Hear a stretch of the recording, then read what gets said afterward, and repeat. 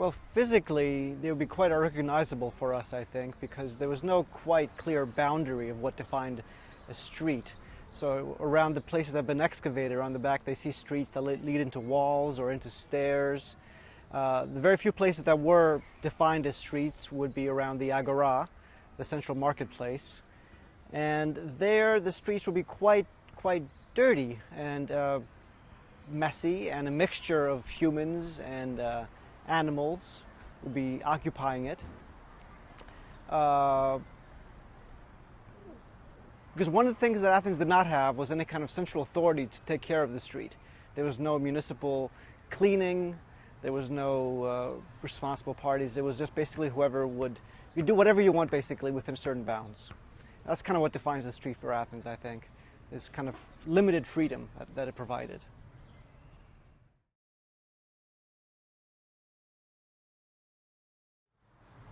Well, for the democracy, the street, well, the democracy had no real way of putting anything they decided into effect.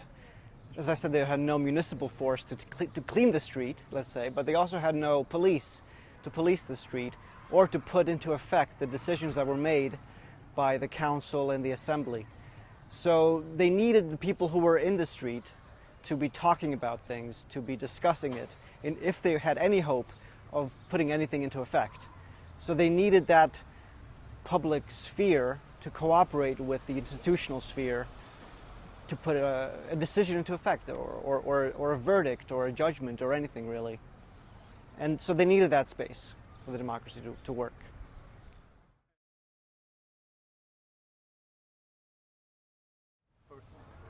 Well, the one thing that you always read if you read scholarship on the ancient Athenian world is that it was limited to citizens.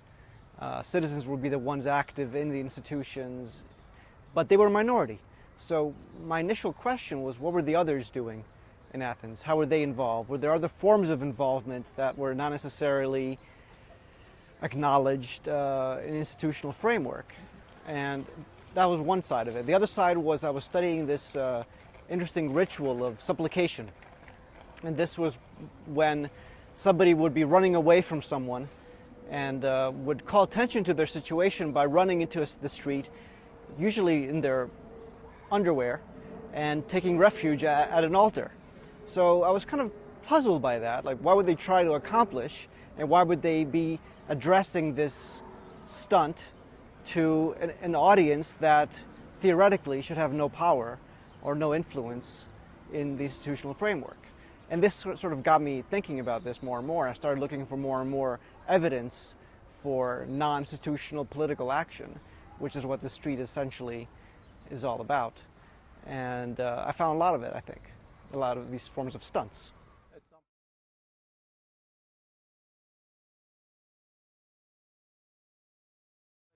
That's one of the most interesting stunts that I uncovered, is that slaves running away, they would not run away, as you said, but they would go to the agora and supplicate, essentially, by sitting in this one particular temple dedicated to the hero Theseus.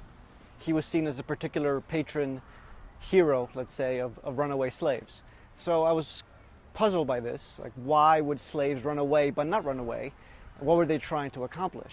And what I believe was happening is that they were trying to negotiate, so to speak, different identities for themselves. By running away from their masters, they would go to a public space and try to claim a new kind of identity by having other people support that identity.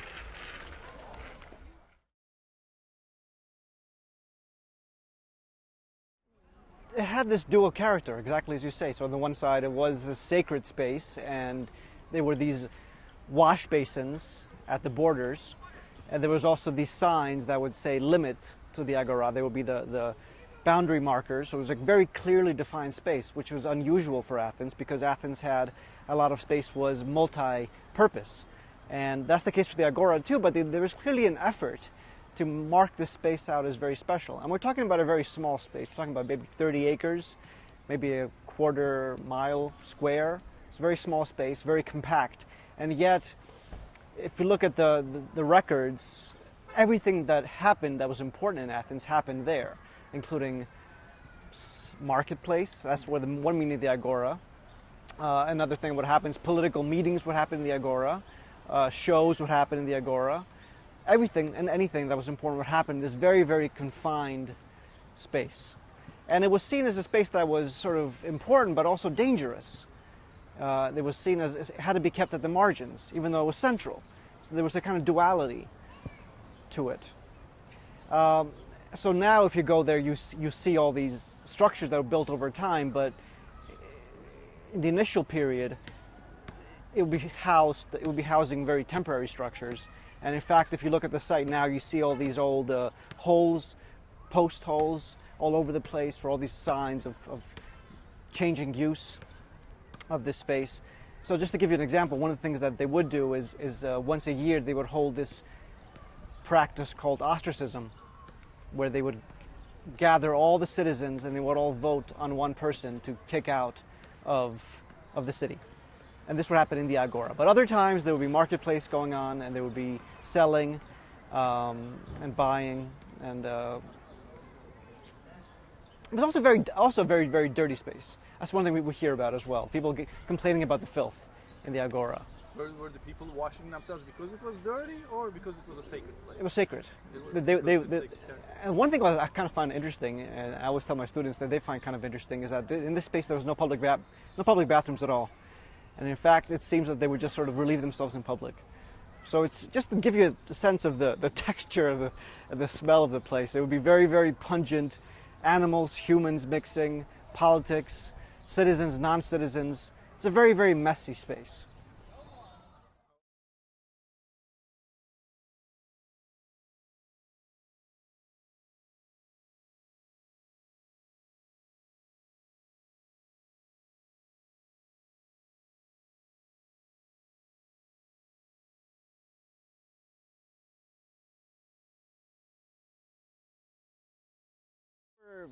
The shops were extremely important. They were found throughout the district of the Agora, and I think what the main importance was, aside from, of course, the primary function, which was to produce goods, and we see all kinds of shops there, like metalworking and leatherworking and shoe making and barber shops, as you say, all around there. Their main social function was as gathering places. This was a society without coffee shops. And so the Agora did not have any coffee shops, but it did have shops. And so it seems that people did hang out in these spaces quite a bit. But here too you find this duality, which I think you're pointing to, in that quote you bring out, is that people were expected to hang out there, but also seen as a bit suspicious to do so. Like you shouldn't be hanging out in shops. And in fact, one of the things you criticize people who are too young to be hanging out in shops is for hanging out in shops. But they're the only spaces, if you wanted to sort of get together with your friends near the Agora, you could only go to a shop. Yeah, they mentioned booksellers, but yes, books probably sold on the street as well. That's mentioned. But people did not hang out in bookshops that much from what's been known. Usually the biggest place they would hang out in was metal workers for some reason.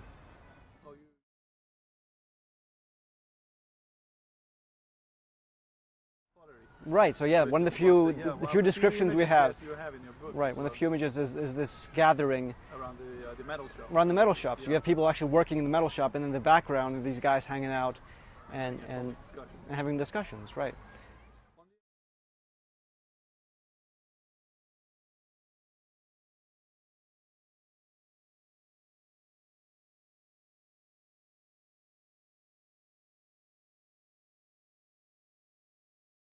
Yeah, the scene you're referring to comes from a play called The Assemblywomen, which is about women taking over the politics of Athens. And the one thing that the women sort of put into effect is that they decide communism should be the way to go. So they decree communism. And the next day, people, as I said before, there was no official way of putting anything into effect. And the next day, there was a scene of these two guys, two neighbors. One of them is very law-abiding, and he's eager to comply with the new regime.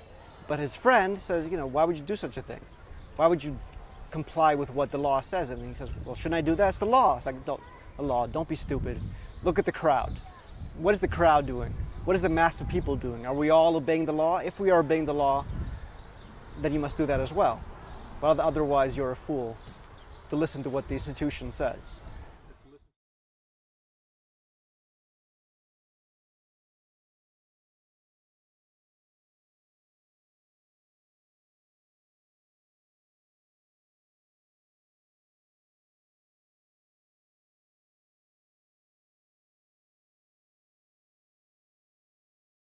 Solon was a sort of mythical lawgiver of Athens. They kind of saw him as the founding father.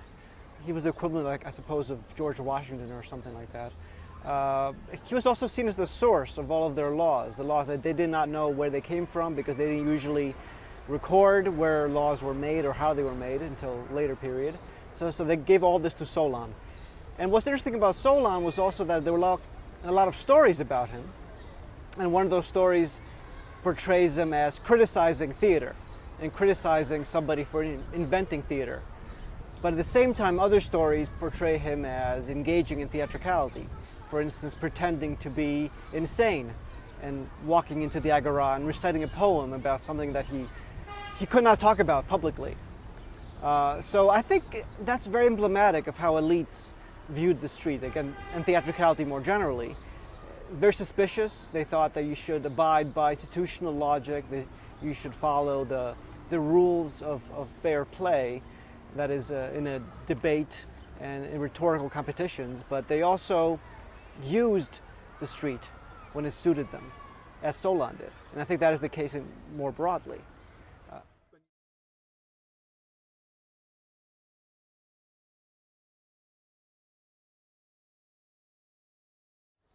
Public opinion was essential for getting anything done. It's not like other systems where public opinion can be totally opposed and you could still put a policy agenda into place. Here you have to have buy-in. You have to have a mass approval of your decision. Otherwise, you could make a decision, as for example of Aristophanes, but nobody would put it into effect. And this, in fact, seems to have happened quite frequently, or at least more frequently than the Athenians would have liked. So you needed public opinion. So the way I see it is that the elites of the institutional elite, they wanted public opinion to be informed entirely by their own actions. It was the public that decided whether an identity was in fact the case, as an example of the slaves who were not slaves, or in fact a punishment should be carried out of exile, let's say. And it's something that people did complain about. In fact, Plato complained about this in a passage. He says, in Athens is the only city where you can have people be condemned to death and still walk around the agora as if nothing had happened, as if they had bells on and nobody cares, because there was no executioner. I mean, there was an executioner, but there was no executive arm, really. Public opinion was the executive arm.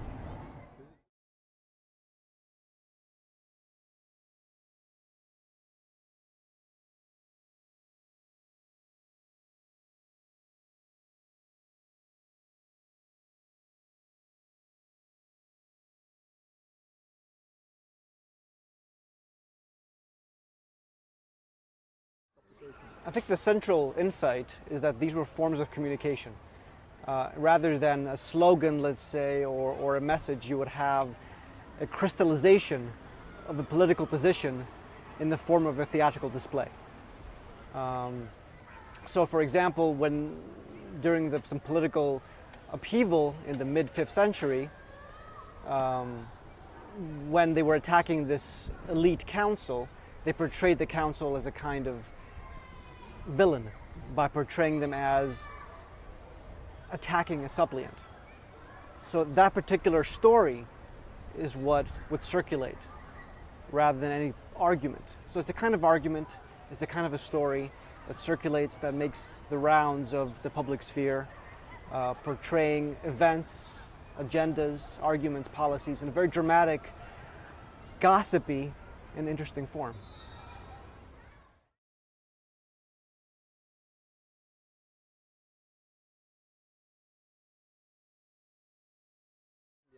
The outsider was basically anybody who was not a citizen. A citizen was a male above 30 years of age, born of a citizen mother and a citizen father. That is, a mother who was born from citizens as well. So it was an inherited status. So anybody who did not have that inherited status was an outsider by definition. And Athens was a central marketplace in the Aegean, so you had a lot of diversity of population. You have people from Carthage, you have Cypriots, you have other Greeks, and the majority of them, it seems, lived around the port, which kind of makes sense. As to why we have to look at them, well, a simple reason is that they were the majority. There were more outsiders than insiders in Athens.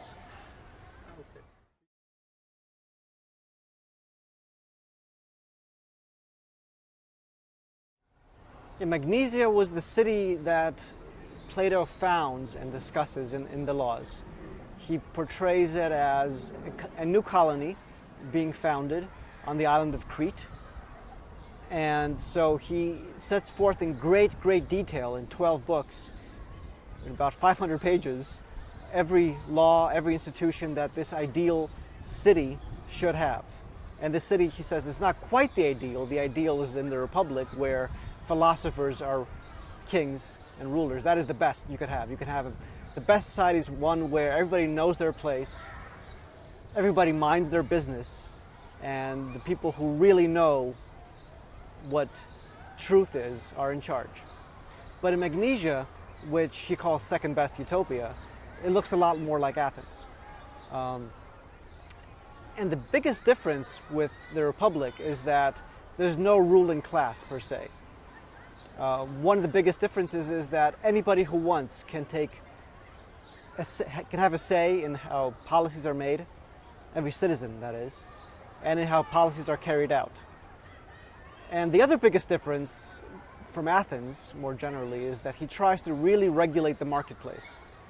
He says if you can regulate the marketplace and really define desire and what is allowable for an individual to desire in terms of wealth and money and power, that is how you would find the second best utopia.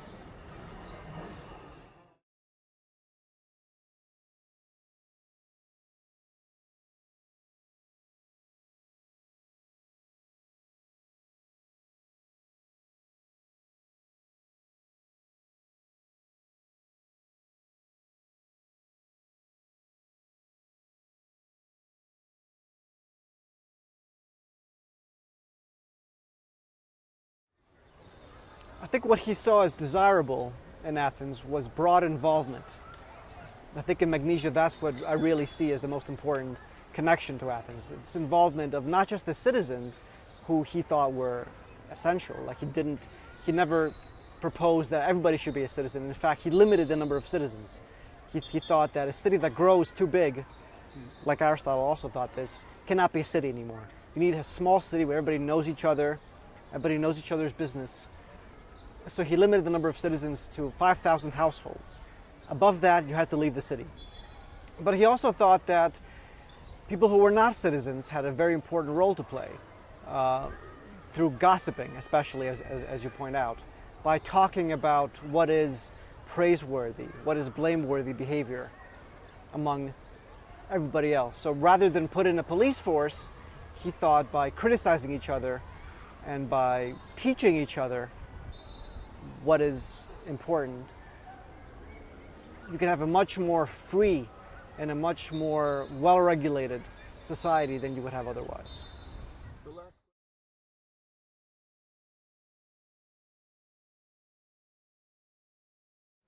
I think utopia is a powerful myth that channels ambitions and desires and thoughts about how to make society better. And I think many times this leads to improvement, but many times it leads to a much worse situation than it was before.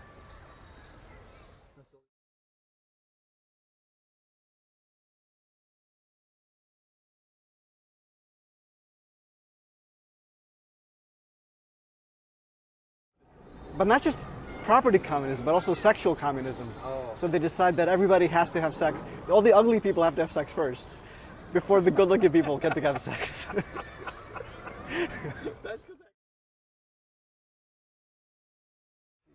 You didn't warn me about this question.